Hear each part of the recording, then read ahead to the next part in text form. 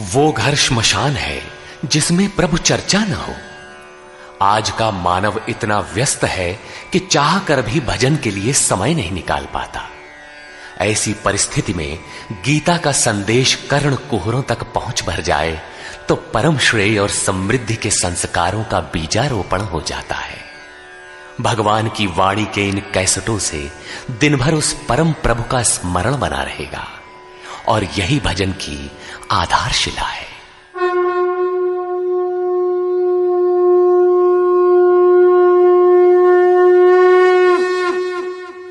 ओम श्री परमात्मने नमः। यथार्थ गीता श्रीमद् भगवद गीता अथ नवमोऽध्याय।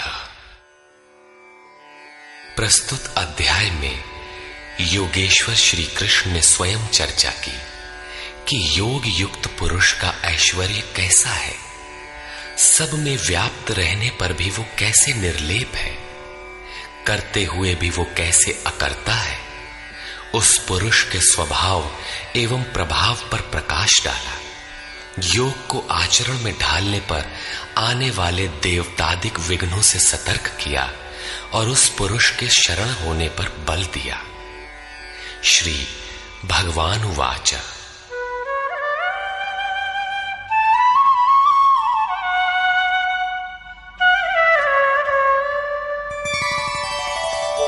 इदन्तु ते गुह्यतमम् प्रवक्ष्याम्यनसूयवे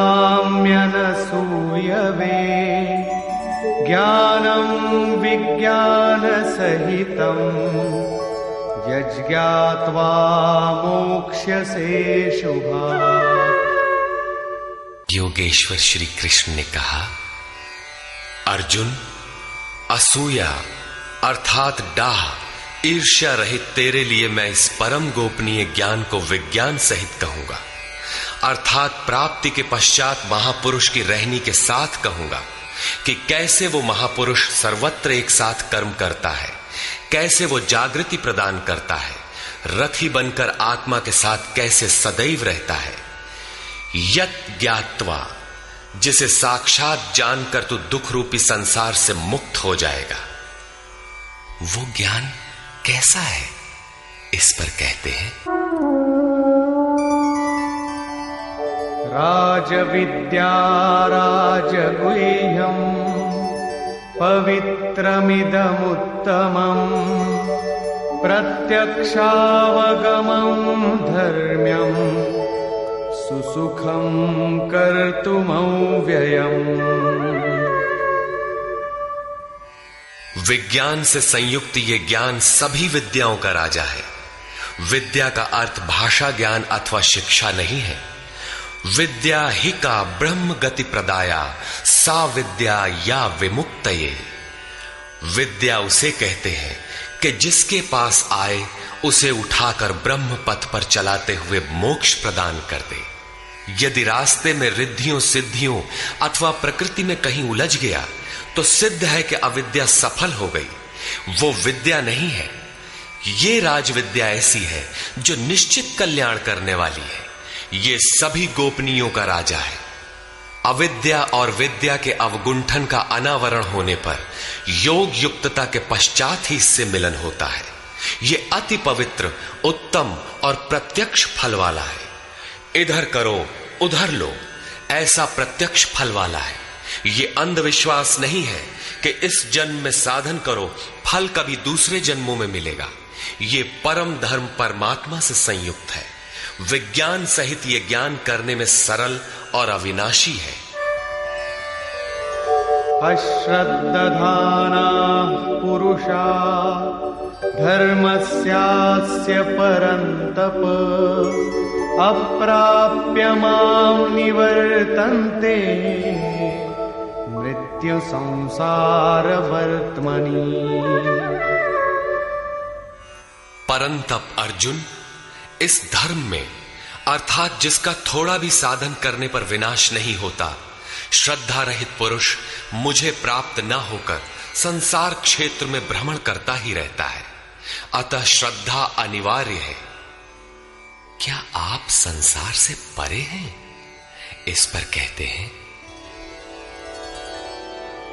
मया ततमिदं सर्वं जगदव्यक्तमूर्तिना मत्स्थानि सर्वभूतानि न चाहं तेष्वस्थितः। मुझ अव्यक्त स्वरूप से ये सब जगत व्याप्त है, अर्थात मैं जिस स्वरूप में स्थित हूं वो सर्वत्र व्याप्त है। सभी प्राणी मुझ में स्थान पाए हैं, किंतु मैं उनमें स्थित नहीं हूं, क्योंकि मैं अव्यक्त स्वरूप में स्थित हूं। महापुरुष जिस अव्यक्त स्वरूप में स्थित हैं, वहीं से अर्थात शरीर छोड़कर उसी अव्यक्त स्तर से ही बात करते हैं। इसी क्रम में आगे कहते हैं, न च मत्स्थानि भूतानि पश्य मे योगमैश्वरम् भूतभृन्न च भूतस्थो ममात्मा भूतभावनः। वस्तुतः सब भूत भी मुझ में स्थित नहीं है, क्योंकि वे मरण धर्मा है, प्रकृति के आश्रित हैं। किंतु मेरे योग माया के ऐश्वर्य को देख कि जीवधारियों को उत्पन्न और पोषण करने वाला मेरा आत्मा भूतों में स्थित नहीं है।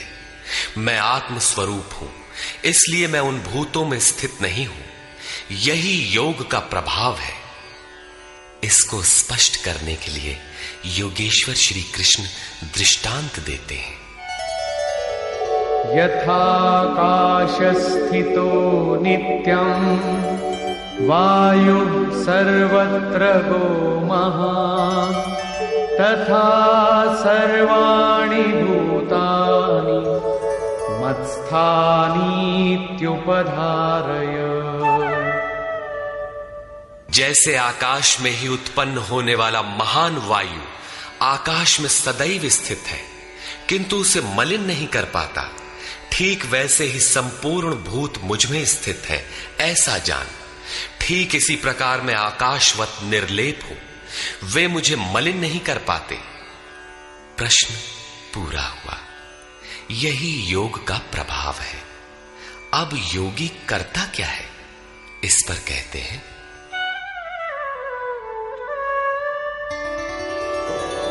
सर्वभूतानि कौन्तेय प्रकृतिं यान्ति मामिकाम् कल्पक्षये पुनस्तानि कल्पादौ विसृजाम्यहम्।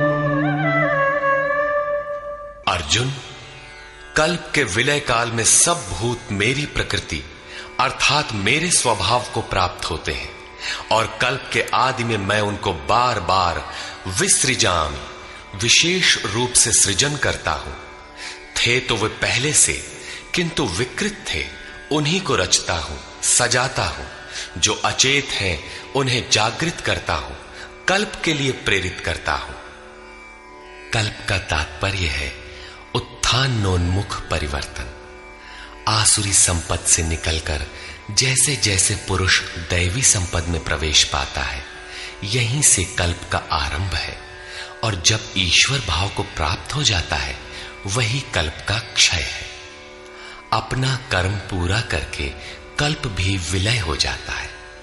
भजन का आरंभ कल्प का आदि है, और भजन की पराकाष्ठा जहां लक्ष्य विदित होता है, कल्प का अंत है। जब ये प्रत्यगात्मा योनियों के कारणभूत राग द्वेषादि से मुक्ति पाकर अपने शाश्वत स्वरूप में स्थिर हो जाए, इसी को श्री कृष्ण कहते हैं कि वो मेरी प्रकृति को प्राप्त होता है। जो महापुरुष प्रकृति का विलय करके स्वरूप में प्रवेश पा गया, उसकी प्रकृति कैसी? क्या उसमें प्रकृति शेष ही है? नहीं। अध्याय 3 के 33वें श्लोक में योगेश्वर श्री कृष्ण कह चुके हैं कि सभी प्राणी अपनी प्रकृति को प्राप्त होते हैं। जैसा उनके ऊपर प्रकृति के गुणों का दबाव है, वैसा करते हैं। और ज्ञानवानपि, प्रत्यक्ष दर्शन के साथ जानकारी वाला ज्ञानी भी अपनी प्रकृति के सदृश चेष्टा करता है। ये पीछे वालों के कल्याण के लिए करता है। पूर्ण ज्ञानी तत्व स्थित महापुरुष की रहनी ही उसकी प्रकृति है। वो अपने इसी स्वभाव में बरतता है। कल्प के क्षय में लोग महापुरुष की इसी रहनी को प्राप्त होते हैं।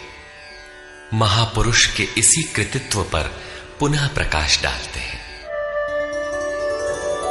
प्रकृतिं स्वामवष्टभ्य विसृजामि पुनः पुनः भूतग्राममिमं कृत्स्नम् अवशं प्रकृतेर्वशात्। अपनी प्रकृति अर्थात महापुरुष की रहनी स्वीकार करके प्रकृतेर्वशांत, अपने अपने स्वभाव में स्थित प्रकृति के गुणों से परवश हुए इन संपूर्ण भूत समुदाय को मैं बारंबार विसृजाम, विशेष सृजन, विशेष रूप से सजाता हूं। इन्हें अपने स्वरूप की ओर बढ़ने के लिए प्रेरित करता हूं। तब तो आप इस कर्म से बंधे हैं। न च मां तानि कर्माणि निबध्नन्ति धनञ्जय उदासीनवदासीनम् असक्तं तेषु कर्मसु। अध्याय 4 के 9वें श्लोक में योगेश्वर श्री कृष्ण ने कहा था कि महापुरुष की कार्य प्रणाली अलौकिक है। अध्याय 9 के 4थे श्लोक में बताया, मैं अव्यक्त रूप से करता हूं। यहां भी वही कहते हैं, धनंजय, जिन कर्मों को मैं अदृश्य रूप से करता हूं उसमें मेरी आसक्ति नहीं है। उदासीन के सदृश स्थित रहने वाले मुझ परमात्म स्वरूप को वे कर्म नहीं बांधते, क्योंकि कर्म के परिणाम में जो लक्ष्य मिलता है उसमें मैं स्थित हूं, इसलिए उन्हें करने के लिए मैं विवश नहीं हूं। ये तो स्वभाव के साथ जुड़ी प्रकृति के कार्यों का प्रश्न था। महापुरुष की रहनी थी, उनकी रचना थी। अब मेरे अध्यास से जो माया रचती है वो क्या है? वो भी एक कल्प है। मयाध्यक्षेण प्रकृतिः सूयते सचराचरम् हेतुनानेन कौन्तेय जगत् विपरिवर्तते।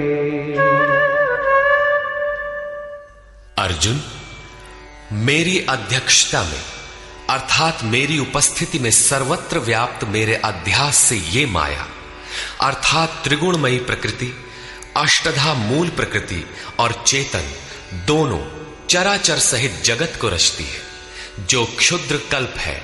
और इसी कारण से यह संसार आवागमन के चक्र में घूमता रहता है।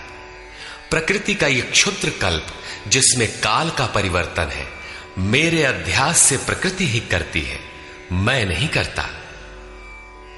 किंतु 7वें श्लोक का कल्प आराधना का संचार एवं पूर्ति पर्यंत मार्गदर्शन वाला कल्प महापुरुष स्वयं करते हैं। एक स्थान पर वे स्वयं करता है जहां वे विशेष रूप से सृजन करते हैं। यहां कर्ता प्रकृति है जो केवल मेरे आभास से ये क्षणिक परिवर्तन करती है, जिसमें शरीरों का परिवर्तन, काल परिवर्तन, युग परिवर्तन इत्यादि आते हैं। ऐसा व्याप्त प्रभाव होने पर भी मूढ़ लोग मुझे नहीं जानते। यथा अवजानन्ति मां मूढ़ा मानुषीं तनुमाश्रितम् परं भावमजानन्तो मम भूतमहेश्वरम्।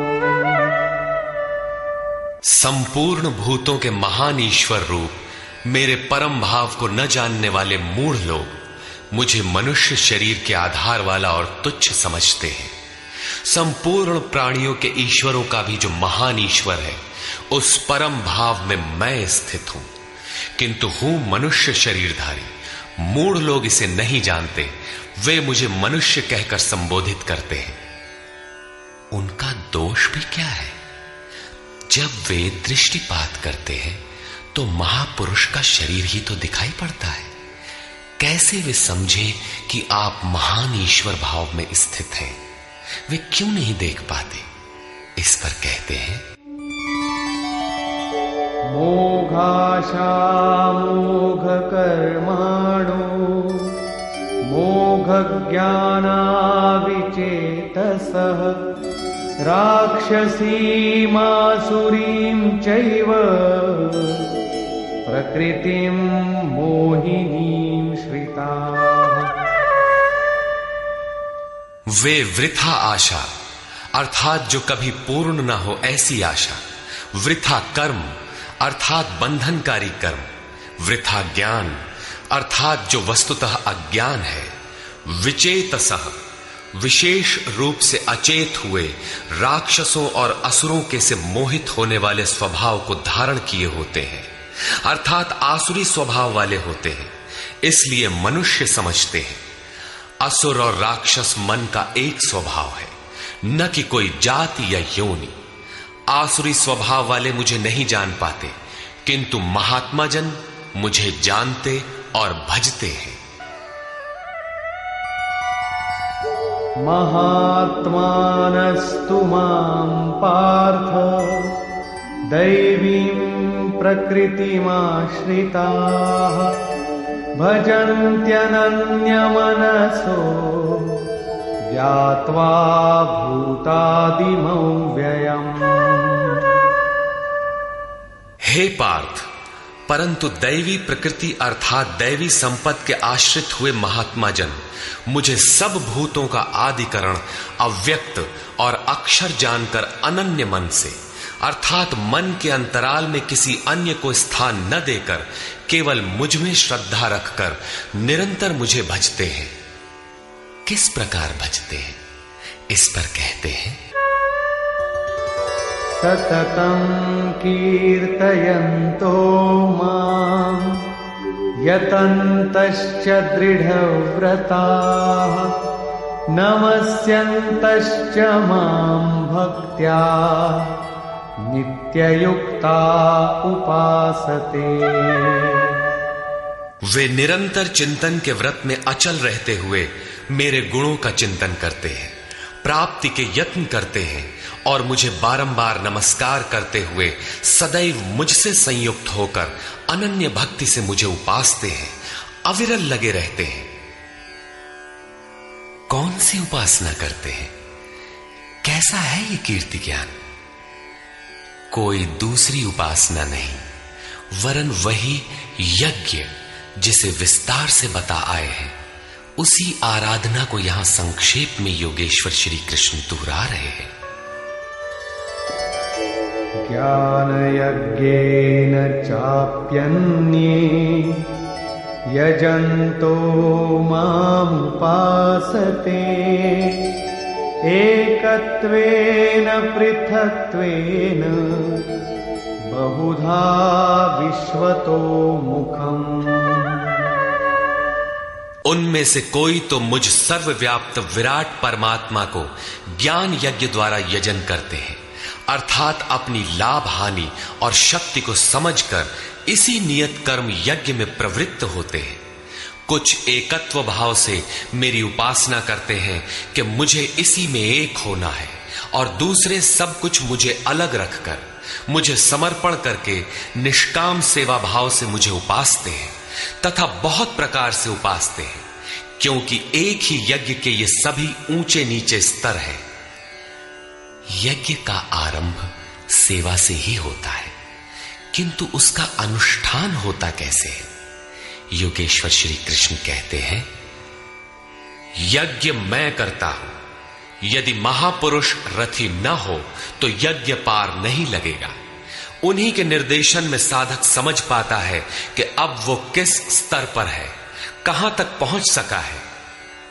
वस्तुतः यज्ञ करता कौन है? इस पर योगेश्वर श्री कृष्ण कहते हैं, अहं क्रतुरहं यज्ञः स्वधाहमहमौषधम् मन्त्रोऽहमहमेवाज्यम् अहमग्निरहं हुतम्। कर्ता मैं हूं। वस्तुतः कर्ता के पीछे प्रेरक के रूप में सदैव संचालित करने वाला इष्ट ही है। कर्ता द्वारा जो पार लगता है मेरी देन है। यज्ञ मैं हूं। यज्ञ आराधना की विधि विशेष है।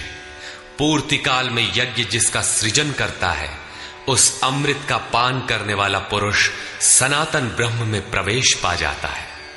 स्वधा मैं हूं अर्थात अतीत के अनंत संस्कारों का विलय करना, उन्हें तृप्त कर देना मेरी देन है।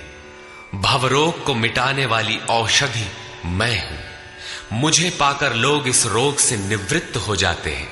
मंत्र मैं हूं। मन को श्वास के अंतराल में निरोध करना मेरी देन है। इस निरोध क्रिया में तीव्रता लाने वाली वस्तु आज्य अर्थात हवि भी मैं हूं। अग्नि मैं हूं। मेरे ही प्रकाश में मन की सभी प्रवृत्तियां विलय होती हैं तथा हवन अर्थात समर्पण भी मैं ही हूं। यहां योगेश्वर श्री कृष्ण बार बार मैं हूं कह रहे हैं। इसका आशय मात्र इतना है कि मैं ही प्रेरक के रूप में आत्मा से अभिन्न होकर खड़ा हो जाता हूं तथा निरंतर निर्णय देते हुए योग क्रिया को पूर्ण कराता हूं। इसी का नाम विज्ञान है। पूज्य महाराज जी कहा करते थे कि जब तक इष्ट देव रथी होकर श्वास प्रश्वास पर रोकथाम न करने लगे, तब तक भजन आरंभ ही नहीं होता।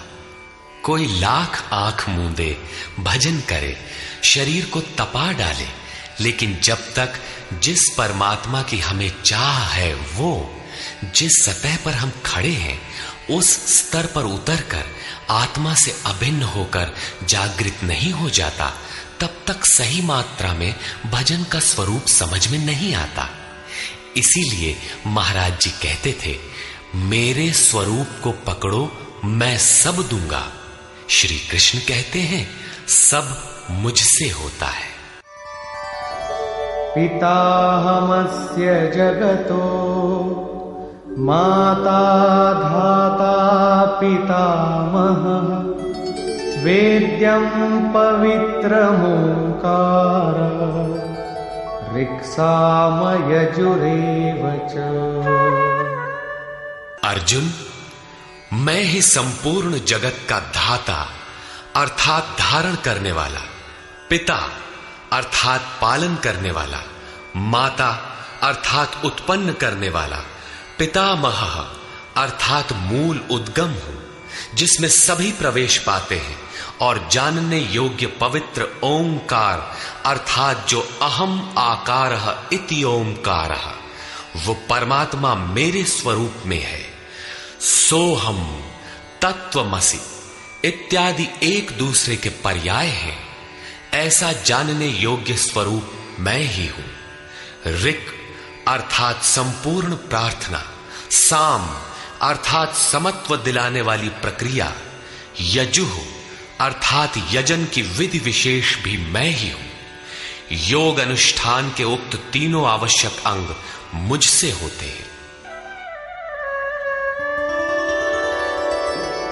गतिर्भर्ता प्रभु साक्षी निवास शरणं सुहृत् प्रभवः प्रलय स्थानं निधानं बीजमव्ययम्।